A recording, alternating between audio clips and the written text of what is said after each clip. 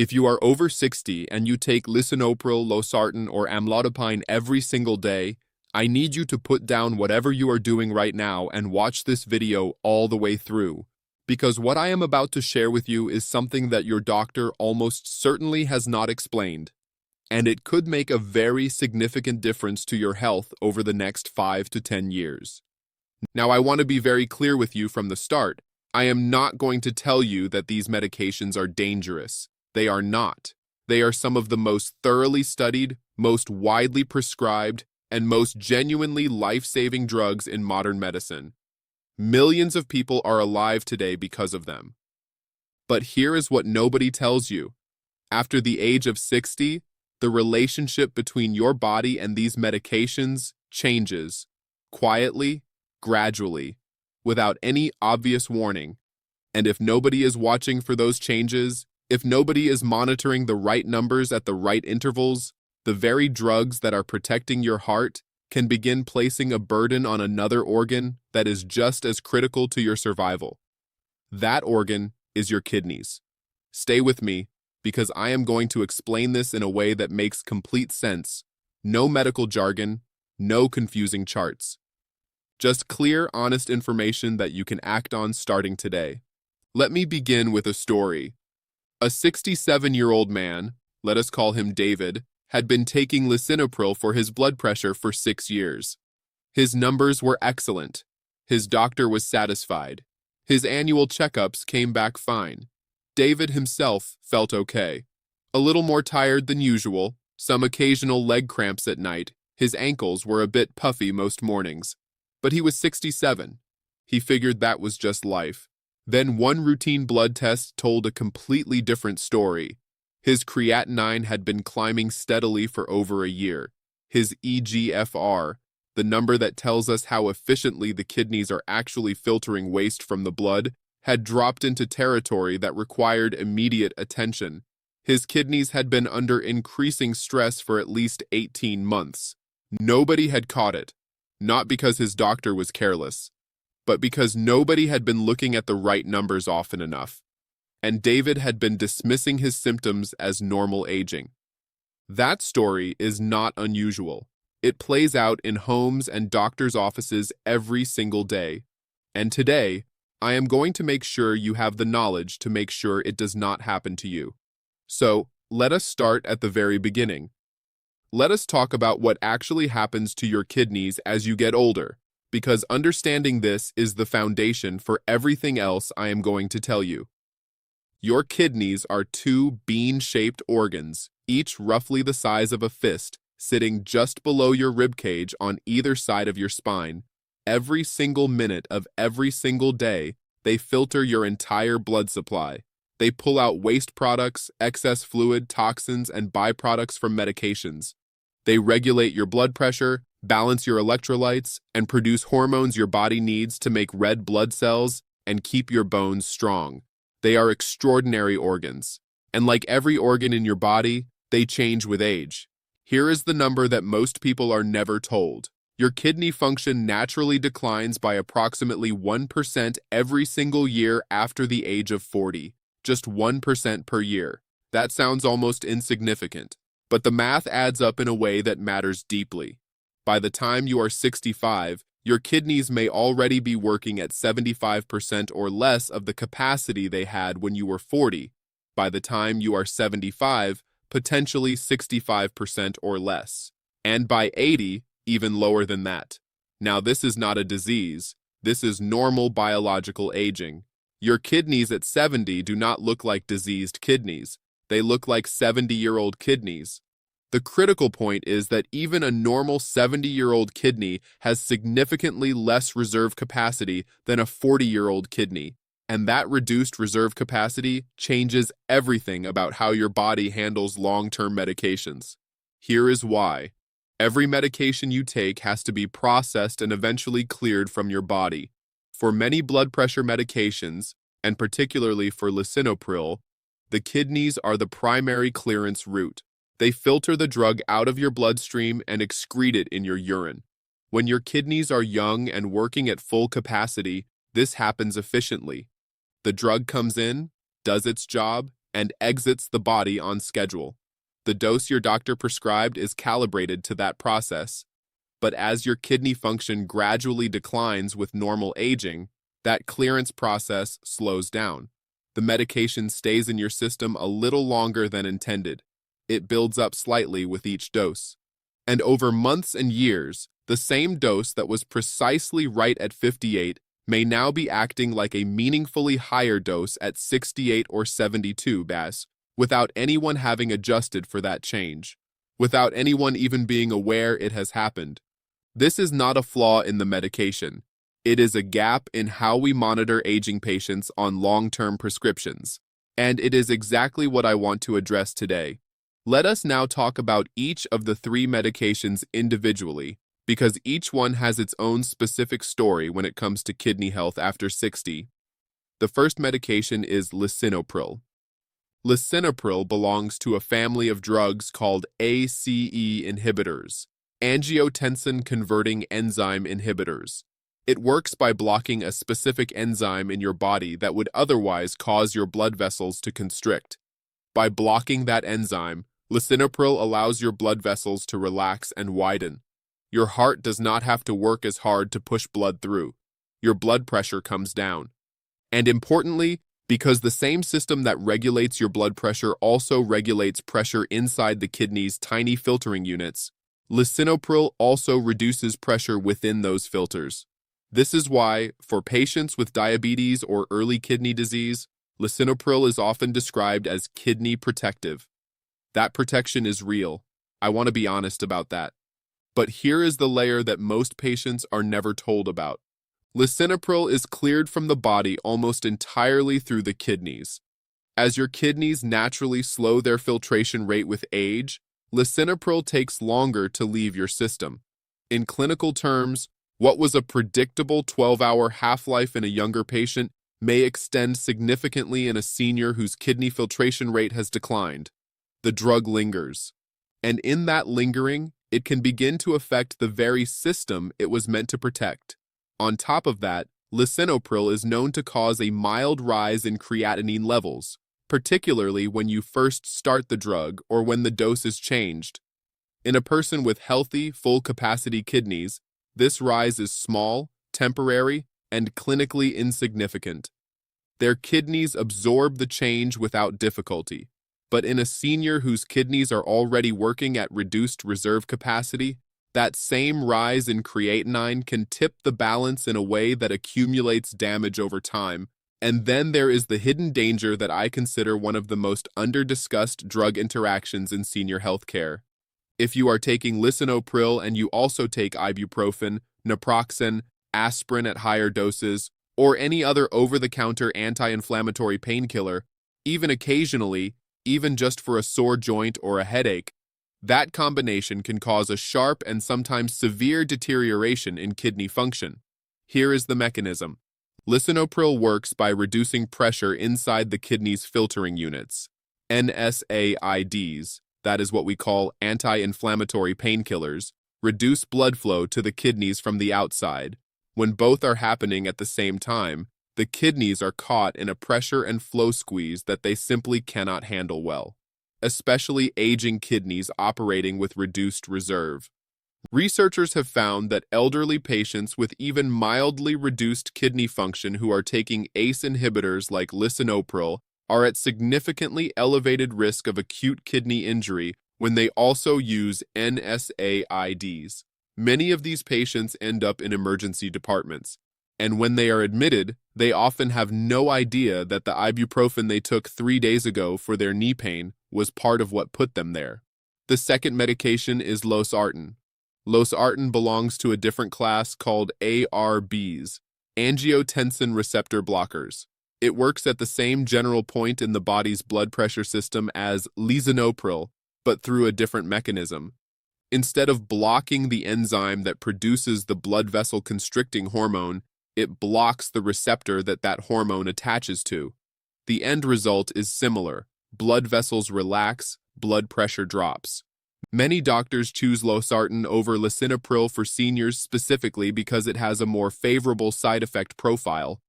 In particular, it does not cause the persistent dry cough that affects somewhere between 5 and 15% of lisinopril users. For patients who cannot tolerate that cough, Losartan is often the right switch. But there is something important that a very large study revealed about Losartan and kidney outcomes that deserves your attention. Researchers analyzing data from hundreds of thousands of patients with heart failure found that patients taking ARBs like Losartan had a measurably higher rate of kidney failure over time compared to patients taking ACE inhibitors like lisinopril. Now, I need to be very precise about what this finding means and what it does not mean. It does not mean Losartan is dangerous or that you should stop taking it. For many seniors, Losartan remains the best and most appropriate choice given their specific medical profile. What the finding means is that patients taking Losartan need to have their kidney function monitored closely and on a regular schedule. And the uncomfortable truth is that for many seniors, that monitoring is simply not happening with the frequency it should. There is also a warning I want to give you that is critically important. If you have ever been prescribed both Losartan and lisinopril at the same time, or if you have ever been switched from one to the other rapidly, your doctor should have been particularly vigilant about your kidney function during that transition. Taking both together, what we call dual blockade of the renin-angiotensin system, has been studied extensively. The research is unambiguous. It provides no additional cardiovascular benefit, none, but it does significantly increase the risk of acute kidney injury and dangerous elevations of potassium in the blood. Two medications targeting the same pathway does not give you double protection. It gives you double risk to the kidneys. If you are ever prescribed both at the same time, that is a conversation worth having directly with your doctor. The third medication is Amlodipine. Amlodipine works through a completely different mechanism from the first two. It is a calcium channel blocker. Your blood vessel walls are made of muscle cells. Those muscle cells contract, tightening the vessels and raising blood pressure ache in response to calcium entering the cells.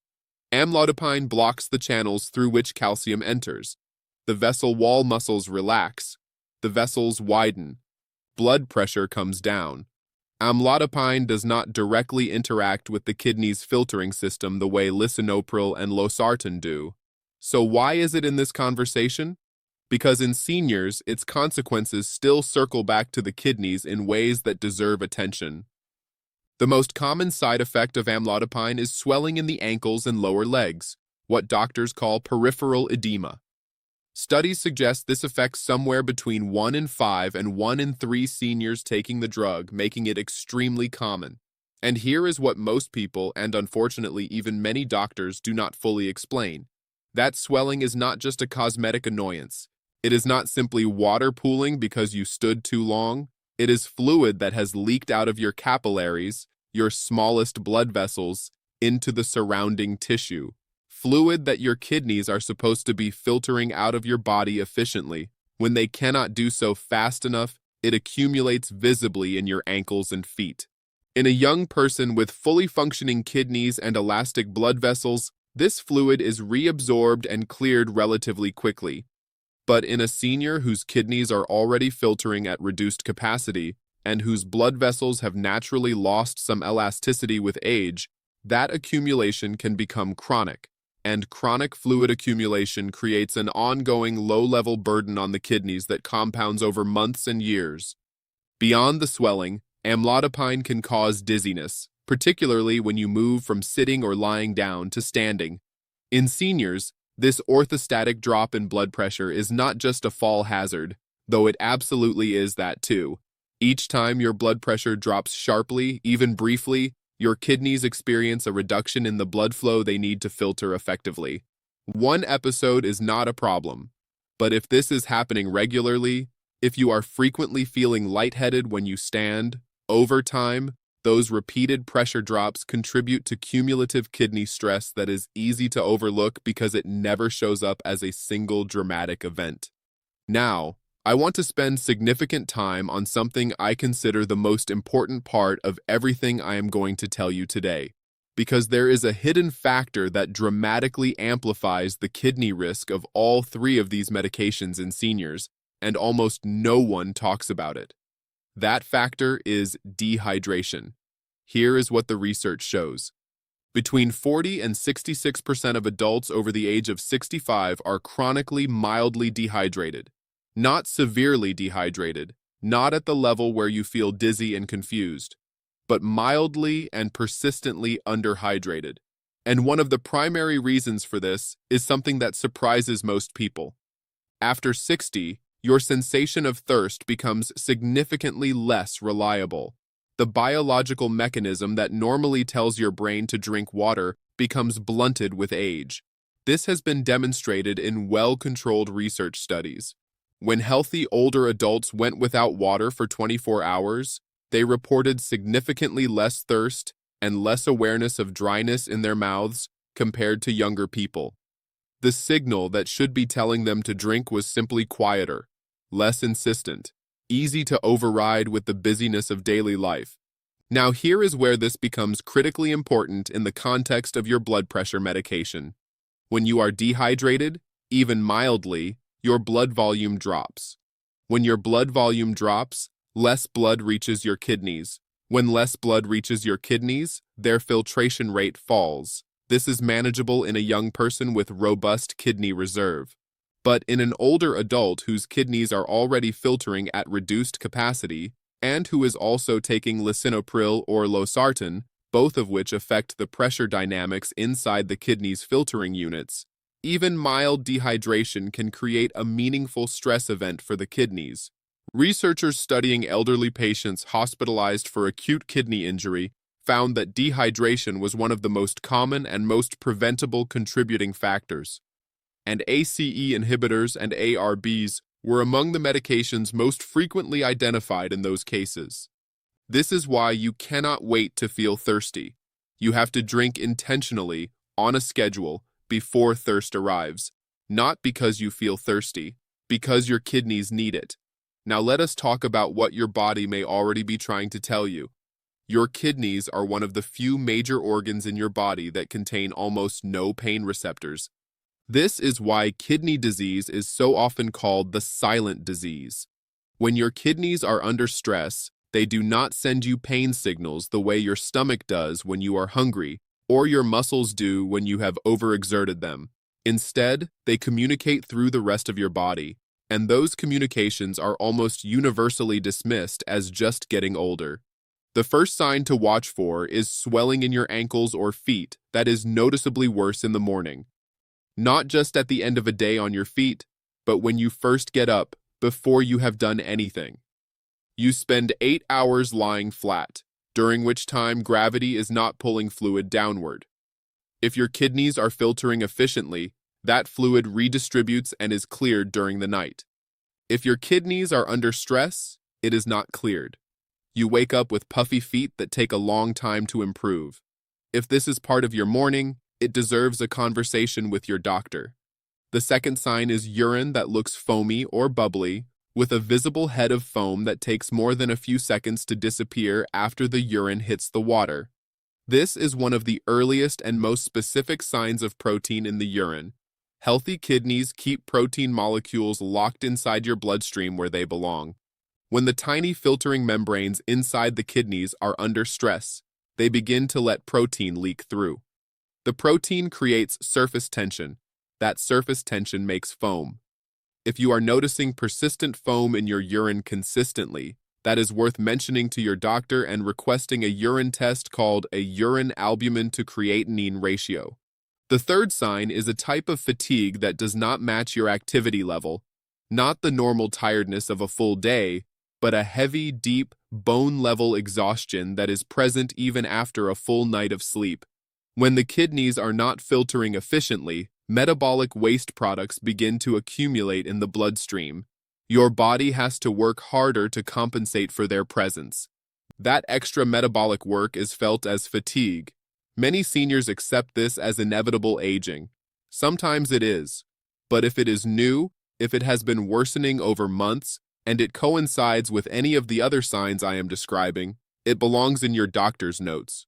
The fourth sign is nighttime muscle cramps, particularly in the legs and feet. These cramps are driven by imbalances in potassium, sodium, magnesium, and other electrolytes. All three of the medications we have discussed today can affect electrolyte balance, and the kidneys themselves are central to maintaining that balance. When they are under stress, electrolyte regulation becomes less precise. If you are being woken up by leg cramps that have been becoming more frequent, that pattern deserves investigation. The fifth sign is one that is almost exclusive to Lisinopril users, a dry, persistent, tickling cough that will not go away no matter what you try. It has no phlegm. It does not feel like a chest infection. It does not respond to cough medicine. Most people assume it is allergies, or post-nasal drip, or the dry season, or acid reflux. They try antihistamines. They put a humidifier in the bedroom. Nothing works because the cough is not coming from those causes. In patients taking ACE inhibitors, a persistent dry cough develops in somewhere between 5 and 15% of users. It is caused by the accumulation of a compound called bradykinin, a side effect of the same mechanism that makes lisinopril effective. This cough is not dangerous in itself, but it is a clear signal that this medication is creating a biochemical effect in your body that needs reassessing. If you have had a persistent dry cough while on lisinopril and have never connected the two, please tell your doctor. There are alternatives that work just as well without this side effect. The sixth sign, and this one applies particularly to seniors on amlodipine, is dizziness or lightheadedness when you stand up, recurring regularly, especially first thing in the morning. Each of these episodes represents a brief but real drop in blood flow to your kidneys. Frequent episodes matter. They are worth tracking and discussing with your doctor. None of these 6 signs mean your kidneys are failing. None of them are an emergency on their own. But in combination, or in a pattern that has been worsening over months, they are your body's way of asking you to pay attention, and your doctor needs to know about them. Now, let us talk about the most practical thing you can do, the thing that costs you nothing and that could genuinely protect your kidney health for the next decade. I want to walk you through the 5 numbers you need to know and ask for at every checkup from this point forward. These are the numbers that tell the real story of what is happening inside your kidneys. And these are the numbers that too many seniors on long-term blood pressure medication go months or even years without having checked. The first number is your creatinine. Creatinine is a waste product that your muscles produce continuously as a normal byproduct of energy use. Your kidneys filter it out of your blood and excrete it in your urine. The level of creatinine in your blood tells us how efficiently your kidneys are performing that filtration. When kidney function declines, creatinine builds up. A normal creatinine level in older adults is generally between 0.7 and 1.3 milligrams per deciliter, though this varies by body size and muscle mass. The trend matters as much as the absolute number. If your creatinine was 0.92 years ago and it is now 1.2, that upward trend over time is more meaningful than either number in isolation. The second number is your eGFR, estimated glomerular filtration rate. This is the number that most directly tells us how many milliliters of blood your kidneys are filtering per minute. The National Kidney Foundation recommends that all adults over 60 have this number checked. A healthy eGFR is above 90. Values between 60 and 89 are considered normal for older adults but should be monitored. An eGFR below 60 that persists for 3 months or more indicates chronic kidney disease. What deserves attention is a downward trend over time that is steeper than the normal 1% per year of aging. The third number is your urine albumin to creatinine ratio. This is a urine test, not a blood test, and it specifically measures whether your kidneys are leaking protein. A ratio below 30 is normal. A ratio between 30 and 300 indicates early, detectable protein leakage, a warning sign worth acting on. A ratio above 300 indicates significant protein leakage that requires more immediate attention. Many seniors on long-term blood pressure medication have never had this test done. It is simple, inexpensive, and genuinely informative. Ask for it by name at your next appointment. The fourth number is your serum potassium. Both lisinopril and losartan can cause potassium to rise in the bloodstream, a condition called hyperkalemia. At mildly elevated levels, this causes muscle weakness and cramps. At higher levels, it can cause dangerous heart rhythm abnormalities. Your potassium should be checked every 6 months if you are on lisinopril or losartan. If it has been longer than that, ask your doctor today. The fifth number is your orthostatic blood pressure, measured lying down versus when you are standing. If your blood pressure drops by 20 or more points when you stand up, and if that drop is accompanied by dizziness, that pattern is worth documenting and discussing, both for your fall safety and for the repeated pressure stress it creates on your kidneys. Now, I want to give you 5 specific questions to write down right now and bring to your next appointment.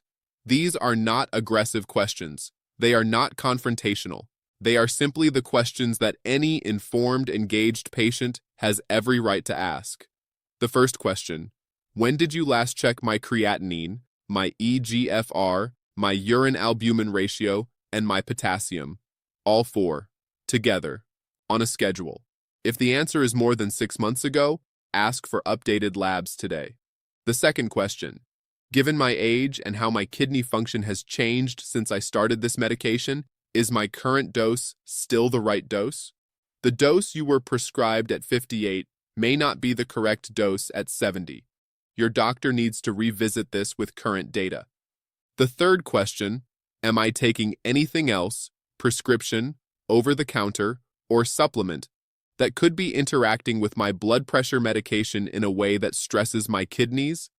This includes ibuprofen, naproxen, certain antacids, potassium supplements, and even some herbal products that affect kidney function. The fourth question: should I be taking my blood pressure medication in the morning rather than at night, or does the timing not matter for my specific situation? For some seniors, particularly those whose blood pressure already dips significantly during sleep, taking BP medication at night can cause pressure to fall too low during sleep, reducing kidney blood flow at a time when the body is least able to compensate. Timing is not irrelevant. Ask your doctor specifically about your own case.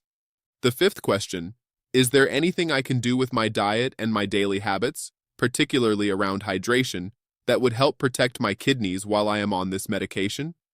Because there is, and I want to spend a few minutes on that right now. The most important and most underrated daily habit is intentional hydration. You cannot wait to feel thirsty. You need to drink deliberately.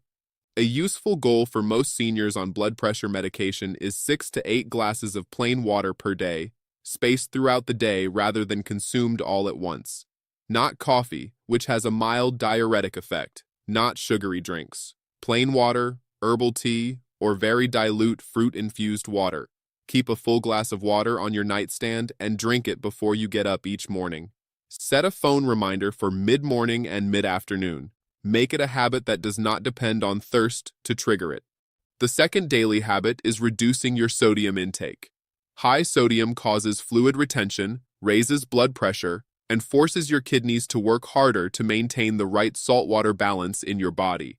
For seniors on blood pressure medication, a target below 1,500 milligrams of sodium per day is excellent. The most effective single step to achieve this is simply reducing processed and packaged food, which accounts for more than 70% of the sodium most people consume. Restaurant meals, canned soups, packaged snacks, and deli meats are the main offenders. Cooking with herbs and spices instead of salt makes a meaningful difference. The third daily habit is being thoughtful about potassium. If you are taking lisinopril or losartan, these medications can cause potassium to accumulate. Do not use salt substitutes that contain potassium chloride without asking your doctor first. Never add potassium supplements to your routine without checking. Eat a balanced, consistent diet rather than suddenly adding very large amounts of potassium-rich foods. The fourth daily habit is light, regular movement. walking, even a gentle 20 to 30 minutes most days, improves circulation, reduces fluid pooling in the ankles and lower legs, supports blood pressure control, and reduces the inflammatory load on your kidneys. You do not need to exercise vigorously. You just need to move regularly enough that fluid does not stagnate. And the fifth daily habit is one I cannot emphasize enough. Never take ibuprofen or naproxen while you are on Lisinopril or Losartan without checking with your doctor first. For joint pain, acetaminophen at the correct dose is generally considered much safer for kidneys and seniors on these medications. The combination of an ACE inhibitor or ARB with NSAIDs is one of the most preventable causes of acute kidney injury in older adults. It is worth knowing, and it is worth remembering every single time you reach for a painkiller. Before I close, I want to say something directly to you. The fact that you are watching this video tells me you are someone who takes their health seriously. You are not passively going through the motions. You are asking questions. You are looking for information. That matters enormously. Lisinopril, Losartan, and Amlodipine are not your enemies. They may genuinely be keeping you alive. They may be protecting your heart, reducing your risk of stroke, and doing exactly what they were prescribed to do. The goal of everything I have shared today is not to frighten you about your medication. It is to make sure that you and your doctor are paying attention to the full picture, not just your blood pressure numbers, but the numbers that tell you how your kidneys are handling these medications over time, because those numbers matter just as much as the ones on your blood pressure cuff, and for too many seniors, nobody is checking them often enough. The National Kidney Foundation recommends that all adults over the age of 60 have their kidney function checked regularly, not just once, regularly, on a schedule, with trending over time. If you are on a long-term blood pressure medication, that recommendation applies to you with even greater urgency. A simple blood test and a simple urine test can tell you and your doctor everything you need to know. And if something needs adjusting, a dose, a timing, a combination, catching it early is what makes the difference between a manageable adjustment and a serious problem. You have the information now. Write down those 5 questions. Book your appointment if you are overdue for one. Drink your water today. And let your kidneys know that someone is finally paying attention to them. If this video gave you something valuable, something you did not know before, or something you had been wondering about but had not known how to ask, please share it with someone you love who is over 60 and taking blood pressure medication.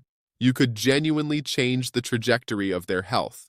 And in the next video, I am going to go deeper into the specific foods, the specific supplements, and the specific daily habits that research has shown to actively support kidney function in older adults, even in people who are already on long-term medication.